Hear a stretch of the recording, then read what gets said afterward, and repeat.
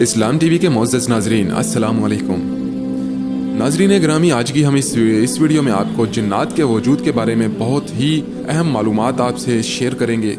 ناظرین گرامی، جنات کے وجود کا انکار تو نہیں کیا جا سکتا، کیونکہ جنات کے وجود کا ذکر قرآن پاک میں بھی موجود ہے۔ صدر الشریعہ بدر الطریقہ مفتی محمد امجد علی اعظمی اپنی مایہ ناز تالیف بہار شریعت میں لکھتے ہیں، جنات کے وجود کا انکار یا بدی کی قوت کا نام جن یا شیطان رکھنا کفر ہے۔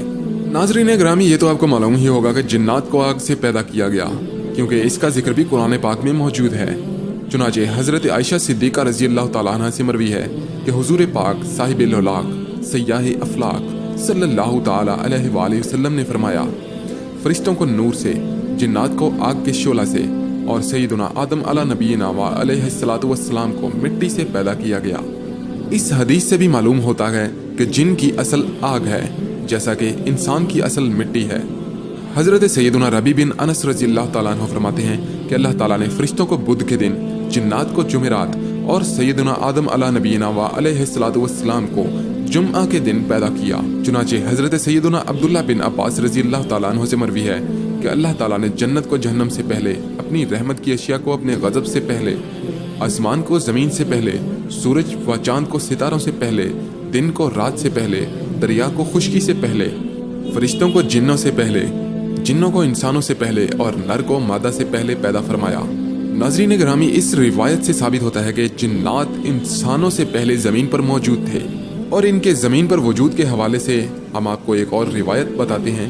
حضرت سیدنا ابن عباس رضی اللہ تعالیٰ عنہ سے مروی ہے کہ حضرت سیدنا آدم علیہ نبینا و علیہ الصلوۃ والسلام کی تخلیق سے 2000 سال پہلے زمین پر جنات رہتے تھے۔ انہوں نے زمین پر فساد برپا کیا اور خون ریزی کی۔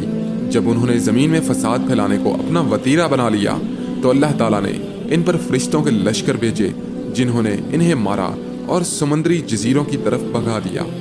ناظرین گرامی، آج کل ایک بات جو انسانوں میں بہت مشہور ہے کہ ابلیس کو فرشتوں میں شمار کیا جاتا ہے، اور کہا جاتا ہے کہ ابلیس ایک فرشتہ تھا، چونکہ اس نے نافرمانی کی اور یہ ابلیس شیطان مردود ہو گیا۔ لیکن حقیقت اس کے برعکس ہے۔ اللہ تعالیٰ قرآن پاک میں ارشاد فرماتا ہے، تو سب نے سجدہ کیا سوائے ابلیس کے جو قوم جن میں سے تھا۔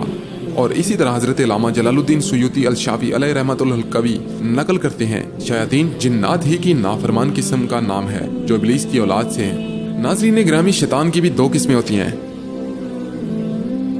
ناظرین گرامی، جنات کی یہاں بھی اولاد ہوتی ہے جس سے ان کی نسل چلتی ہے۔ ناظرین گرامی، جنات بہت طاقتور ہوتے ہیں، اور ان کی طاقت کا اندازہ اس بات سے لگایا جا سکتا ہے کہ حضرت سلیمان علیہ نبینا و علیہ الصلوۃ والسلام کی بارگاہ میں ایک جن شہر سبا کی ملکہ بلقیس کا تخت، جو کہ بہت دور تھا، بہت کم وقت میں لانے کی پیشکش کی تھی۔ چنانچہ قرآن پاک میں ارشاد ہے، سلیمان نے فرمایا، اے درباریو، تم میں کون ہے کہ وہ اس کا تخت میرے پاس لے آئے قبل اس کے کہ وہ میرے حضور مطیع ہو کر حاضر ہوں۔ ایک بڑا خبیث جن بولا، میں وہ تخت حضور میں حاضر کر دوں گا قبل اس کے کہ حضور اجلاس برخاست کریں، اور اس میں بے شک اس پر، اور میں بے شک اس پر قوت والا امانت دار ہوں۔ ناظرین گرامی، جنات بھی انسانوں کی طرح بہت سے کام سر انجام دیتے ہیں۔ چنانچہ امیر المومنین حضرت سیدنا عمر رضی اللہ تعالیٰ عنہ نے دشمنان اسلام کی سرکوبی کے لیے ایک لشکر اسلام روانہ فرمایا۔ چند دنوں بعد ایک شخص مدینہ منورہ آیا اور اس نے اطلاع دی کہ مسلمان دشمنوں پر فتح یاب ہو گئے۔ یہ خبر مدینہ منورہ میں عام ہو گئی۔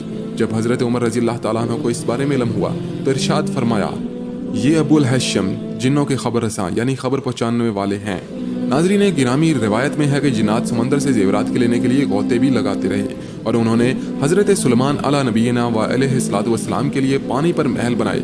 جب حضرت سلیمان علیہ نبینا و علیہ الصلوۃ والسلام نے انہیں حکم دیا کہ انہیں گرا دو مگر تمہارے ہاتھ انہیں نہ چھوئیں، تو ان جنوں نے اس پر رسی کا بنا ہوا ایک آلہ جس میں پتھر یا مٹی کی بنی ہوئی گولی رکھ کر مارتے ہیں، اس سے پتھر پھینکے یہاں تک کہ انہیں گرا دیا۔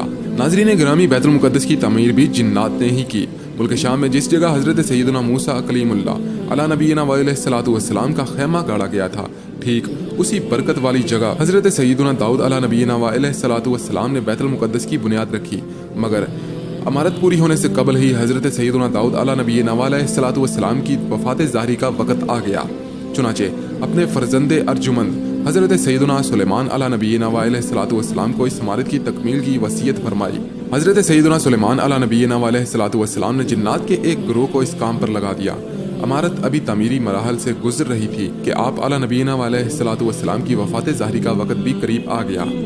आप आला नबीना अलैहिस्सलातु वस्सलाम ने दुआ मांगी, या अल्लाह अज़्ज़ा वजल मेरी वफ़ात इन जिन्नात पर ज़ाहिर ना फरमा और वो बराबर इमारत की तकमील में मसरूफ़ रहें और इन सबों को जो इल्म गैब का दावा है वह भी बातिल ठहर जाए। ये दुआ मांगकर आप आला नबीना अलैहिस्सलातु वस्सलाम महराब में दाखिल हो गए और हस्बे आदात अपना असा मुबारक टेक कर इबादत में खड़े हो गए और इसी हालत में आप आला नबीना अलैहिस्सलातु वस्सलाम की वफ़ात हो गई। मगर मजदूर जिन्नात बराबर काम में मसरूफ़ रहे। अरसा दराज तक आप आला नबीना अलैहिस्सलातु वस्सलाम का इसी हालत में रहना जिन्नात के लिए कोई नई बात नहीं थी, क्योंकि वो बारहा देख चुके थे कि आप आला नबीना अलैहिस्सलातु वस्सलाम एक माह बल्कि कभी कभी दो माह बराबर इबादत में खड़े रहा करते थे।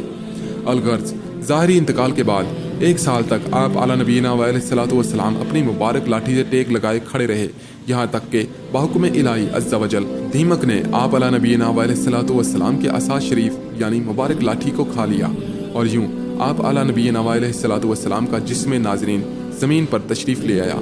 अब जिन्नात और इंसानों को आप आला नबीना अलैहिस्सलातु वस्सलाम की ज़ाहरी वफ़ात का इल्म हुआ। नाज़रीन गिरामी, तो ये थी हमारी आज की मालूमाती वीडियो। हमारे चैनल को भी सब्सक्राइब ज़रूर कीजिएगा और वीडियो को भी लाइक ज़रूर करें। मिलते हैं इंशाअल्लाह अगली वीडियो के साथ, तब तक के लिए अल्लाह हाफ़िज़।